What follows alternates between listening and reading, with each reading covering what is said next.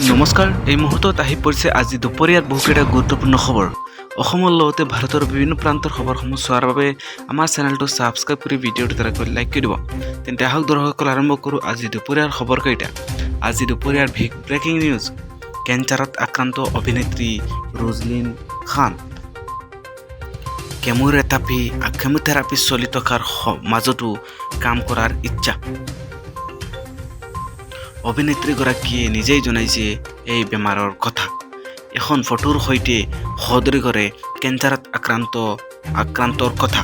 চিকিৎসালয়ৰ পৰা নিজৰ এখন ফটো শ্বেয়াৰ কৰিছিল অভিনেত্ৰীগৰাকীয়ে। আৰু এই ফটোখন আপোনালোকৰ সন্মুখত আমি তুলি ধৰিছোঁ। আপোনালোকে দেখা হৈছে কেঞ্চাৰত থকা সেই অভিনেত্ৰীগৰাকীৰ এখন ফটো। ৰোজলিন খানে ইনষ্টাগ্ৰামত জনাইছে যে তেওঁ কৰ্কট ৰোগত আক্ৰান্ত হৈছে। পেটৰ বাবে ফটোশ্বুটৰ বাবে বিখ্যাত হোৱা ৰোজলিন খানেৰ ইনষ্টাগ্ৰামত জনাইছে যে কৰ্কট ৰোগত আক্ৰান্ত। বৰ্তমানে মুম্বাইৰ এখন চিকিৎসালয়ৰ পৰা চিকিৎসাধীন হৈ থকাৰ ফটো শ্বেয়াৰ কৰিছে ৰোজলিনে।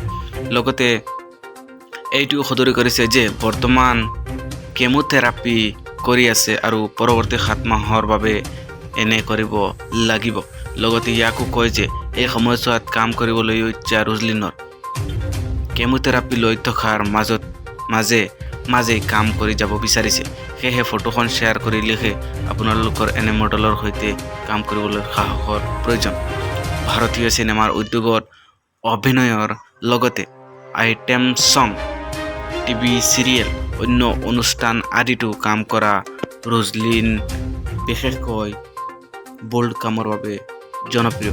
আজিৰ দ্বিতীয়টো খবৰ হৈছে চিৰাঙত নিশা হঠাতে গুলীচালনা ঘটনা। এগৰাকী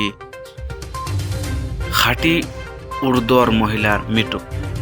চিৰাঙত নিশা হঠাতে গুলীচালনা, এগৰাকী 60 ঊৰ্ধ্বৰ মহিলাৰ মৃত্যু। চিৰাঙৰ সীমামূৰীয়া ফানবাৰী থানাৰ অন্তৰ্গত এনচি কাহিতামাত নিশা এই গুলীচালনা ঘটনা সংঘটিত হয়। গুলীচালনাত 60 ঊৰ্ধ্বৰ এগৰাকী বৃদ্ধা নিহত। বৃদ্ধগৰাকীৰ নাম অন্তৰ বড়ো। নিহত অন্তৰ বড়ো যে স্বামীয়ে মেব্ৰুপুৰৈ জানিবলৈ দিয়া মতে অচিনাক্ত কোনোবা ব্যক্তিয়ে গুলীয়াই লগে লগে সেই স্থানৰ পৰা পলায়ন কৰে। আৰু উল্লেখযোগ্য যে নিহত বৃদ্ধাগৰাকীৰ ঘৰ বাক্সা জিলাৰ চামটাইবাৰীত। হাকুৱা নদীৰ গৰাখহনীয়াত সৰ্বস্ব হেৰুৱাই চিৰাঙৰ উক্ত গাঁওখনত স্থায়ীভাৱে থাকিবলৈ লৈছিল।